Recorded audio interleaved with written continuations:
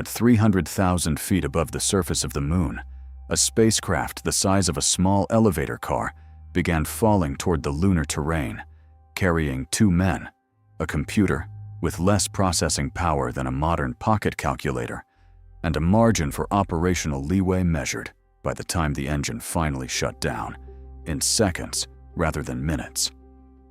What follows is the accurate, minute-by-minute account of the final descent of Apollo 11 on July 20th, 1969, reconstructed from the actual mission transcript. The computer alerts nobody in the spacecraft had been trained to recognize, the propellant gauge counting down toward a mandatory mission termination, the landing radar complications, and the decision by Neil Armstrong in the final 90 seconds to take manual control of a machine that had never before landed anything, let alone a human being, anywhere but a simulator. To understand how close this landing actually came to an incomplete outcome, you first need to understand the guidance system Armstrong and Aldrin were flying with. The Apollo guidance computer, a genuinely remarkable piece of 1960s engineering, was nonetheless a machine of severe and unforgiving limitations by any modern standard, built around a fixed processing capacity that its designers at MIT, led by a young software engineer named Margaret Hamilton, had engineered with a specific safeguard in mind. If the computer's workload ever exceeded its processing capacity, rather than freezing or halting outright, it would execute what Hamilton's team called a priority scheduling system, shedding lower priority tasks and rebooting core systems in a fraction of a second. An elegant solution to a technical issue nobody expected to actually encounter during the flight itself. As Eagle began its descent, that safeguard was about to be tested under conditions the mission's own pre-flight simulations had never fully anticipated. The descent began with the ignition of the lunar module's engine at an altitude of roughly 50,000 feet, initiating what mission controllers designated Program 63, the decelerating phase of the descent, a carefully choreographed sequence designed to slow Eagle from its orbital velocity down to a controlled, near-vertical approach to the lunar terrain. For the first several minutes, the descent proceeded almost exactly according to plan, Armstrong and Aldrin working through their checklist with the calm, clipped efficiency that had defined the entire journey to that point. But at a mission-elapsed time of 102 hours, 38 minutes, and 26 seconds, with Eagle still several thousand feet above the surface, an unfamiliar alert suddenly appeared on the cockpit display. Armstrong's voice, carrying, according to the official transcript, the slightest touch of genuine urgency, called out to Houston, "Program alarm." 4 seconds later, he specified the code flashing before him. "It's a 1202. Neither Armstrong nor Aldrin had ever encountered this specific code during their training, and for several genuinely tense seconds, that same uncertainty extended directly into mission control itself. The root cause, though nobody aboard Eagle or on the ground could diagnose it in real time, traced back to a single switch position. The rendezvous radar, a system meant for use later during the ascent stage's return to the command module, had been left in a specific auto-track configuration as part of standard procedure, a setting that, combined with a subtle and previously unidentified timing conflict in the computer's own software, caused the rendezvous radar to continuously feed the guidance computer a stream of entirely unnecessary data. Data the computer had no actual need to process during the landing sequence itself. This unanticipated data stream consumed a meaningful percentage of the computer's total processing capacity, and as the computer's workload compounded, moment by moment, it began running out of available memory to complete its scheduled guidance calculations, triggering exactly the kind of overload condition Margaret Hamilton's priority system had been built to handle, but that no one in the room or in the spacecraft had actually seen occur before. In mission control, a 26-year-old guidance officer named Steve Bales faced the task of determining within a matter of seconds, whether this unfamiliar code represented a genuine, flight-ending issue or a recoverable software hiccup that the crew could safely continue flying through. Bales, along with a young engineer in a support room named Jack Garman, who had, in preparation for exactly this kind of contingency, assembled his own handwritten reference sheet of program alert codes during a training simulation held just weeks earlier, quickly determined that the signal indicated what engineers termed an executive overflow condition, the computer running out of available memory, rather than any indication that its core navigation and guidance data had become corrupted or unreliable. Critically, both Bales and Garman recognized that the computer was successfully recovering from each individual signal, discarding lower priority tasks and continuing to execute the flight-critical calculations, exactly as Hamilton's priority architecture had been designed to do. 27 seconds after Armstrong's initial report, Mission Control, through capsule communicator Charlie Duke, delivered the verdict that would allow the landing to continue. "Roger. We got you. We're going that alarm." That single, rapid judgment call, made under a level of real-time pressure that's difficult to fully appreciate at this remove, kept the flight alive. But it did not end the issue. Just under 4 minutes later, as Eagle continued its descent through Program 64, the approach phase, a second alert interrupted the crew's concentration, this time a 1201 code, indicating a closely related but distinct variety of the same underlying processing overload. Aldrin, maintaining the steady cadence of altitude and descent rate callouts that would define the entire remainder of the landing, reported the new alert even as he continued reading off Eagle's rapidly changing altitude.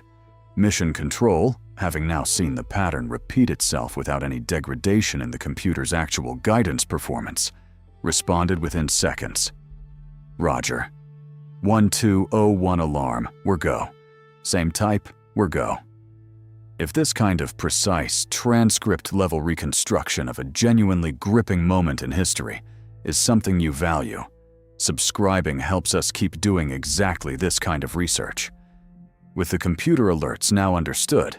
at least well enough to continue the descent, a second, entirely separate challenge began asserting itself, one that had nothing to do with software and everything to do with the terrain, now becoming visible through Eagle's small triangular windows. The lunar module's guidance computer had been targeting a specific, pre-selected landing site, one identified months earlier through analysis of lunar orbital photography as a relatively flat, obstacle-free stretch of the Sea of Tranquility. But as Armstrong looked out at the surface rushing up toward him, he recognized that the computer's automatic guidance was carrying Eagle directly toward a boulder-strewn field surrounding a crater roughly the size of a football stadium, terrain that offered no safe, level surface on which to set the lander down, and that risked tipping or damaging the spacecraft's fragile landing gear on touchdown. At an altitude of roughly 500 feet, with propellant reserves already dropping toward levels that mission planners had identified well in advance as requiring careful monitoring, Armstrong made the decision to take semi-manual control of the lunar module, overriding the computer's automatic targeting to search in real time for a clear and level stretch of ground. This was not a dramatic, sweeping maneuver. By every account, and by the transcript itself, Armstrong flew with remarkable economy of motion, pitching Eagle's attitude to translate horizontally across the lunar surface at an altitude of just a few hundred feet, hunting for open ground, while Aldrin continued his steady, disciplined call-outs of altitude and descent rate, numbers that, moment by moment, were also ticking down the spacecraft's remaining propellant supply. That propellant supply had become, by this point in the descent, the single most urgent constraint bearing down on the entire landing. Eagle's descent stage carried a finite, carefully calculated supply of propellant, and flight rules, established with exhaustive precision well before launch, specified an unambiguous point at which the crew would be required to terminate the landing attempt entirely and fire the ascent engine to return to lunar orbit rather than risk running the descent engine dry while still above the surface, a scenario that could leave the lander making an uncontrolled impact rather than landing smoothly. As Armstrong searched for clear terrain, engineers in Mission Control's propulsion section began calling out remaining propellant in terms of seconds of hover time rather than simple percentages. A countdown that carried an unmistakable, almost unbearable specificity. 60 seconds, one controller reported. Then, agonizingly soon afterward, 30 seconds. Armstrong, still flying by eye and by hand, finally identified a clear patch of level ground and began his final approach, easing Eagle downward through the last 100 feet of descent as lunar dust, kicked up by descent engine's exhaust, began obscuring visibility outside the windows. Aldrin's callouts continued without interruption, altitude and rate of descent, numbers dropping steadily as the lander closed the final distance to the surface. At a mission elapsed time corresponding to 4:17 and 40 seconds. In the afternoon, Eastern Time, back on Earth, a contact light illuminated on Eagle's instrument panel, signaling that one of the probes extending below the landing pads had touched the lunar surface. Aldrin's voice, remarkably level given everything that had just unfolded, reported contact, and moments later, the descent engine shut down. Post-flight analysis of the exact remaining propellant would later place the fuel margin at touchdown somewhere between roughly 25 and 45 seconds of additional hover time, depending on precisely how the reconstruction accounted for propellant sloshing inside the tanks and the exact moment engine shutdown occurred, a margin that, whichever specific figure proves most accurate, left remarkably little room for further searching, further hesitation, or further complication of any kind. Had Armstrong needed even another minute to locate suitable terrain, flight rules would very likely have forced an immediate cancellation of the landing attempt, a scenario that would have required instant ignition of the ascent engine and a return to lunar orbit, transforming the first attempt at a crude lunar landing into, at best, a dramatic near miss, and at worst, an extreme operational emergency, given how little margin existed in the propellant calculations governing that specific contingency. What makes this 15-minute descent such a genuinely remarkable case study more than 5 decades later is not simply the outcome itself, though the outcome was, of course, one of the defining technological achievements in human history. It's the way multiple, entirely separate categories of operational risk, a software overload nobody had specifically trained for, a targeted landing site that turned out to be genuinely hazardous, and a propellant margin narrowing toward its absolute mission-ending limit, all converged within the same few minutes, each one individually manageable, but collectively demanding a level of composure, rapid technical judgment, and precise piloting that had, by design, never actually been tested under this exact combination of simultaneous pressures before. Margaret Hamilton's priority scheduling software performed exactly as designed, protecting the flight critical guidance calculations even as it discarded lower priority processing tasks in real time. Steve Bales and Jack Garman's rapid, correct diagnosis of a code nobody aboard Eagle had ever seen kept the descent from being aborted unnecessarily, and Neil Armstrong's decision to take manual control, precisely calibrated to identify safe terrain while burning through a rapidly diminishing propellant supply, closed out a landing sequence that had, in the span of barely more than a dozen minutes, tested nearly every layer of redundancy and human judgment built into the entire Apollo program. It's worth remembering, too, that none of this unfolded in isolation, watched only by the small group of engineers inside Mission Control in Houston. An estimated worldwide television audience of hundreds of millions of people was following the mission's progress in real time, through radio and television broadcasts, relaying, often with a several-second communication delay between the Moon and Earth, exactly the same tense technical exchanges we've walked through here. unfamiliar codes, clipped altitude callouts, and a propellant countdown ticking toward a mandatory landing cancellation, unfolding as genuine, unscripted, real-time drama for an audience that had no way of knowing, any more than mission control itself did in the moment,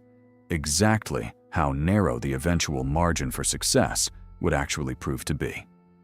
If this precise, moment-by-moment account of exactly how close Apollo 11 came to a dramatically different outcome gave you a new appreciation for what that landing actually required, share this video with someone who'd value seeing the real technical story behind one of humanity's most extraordinary achievements.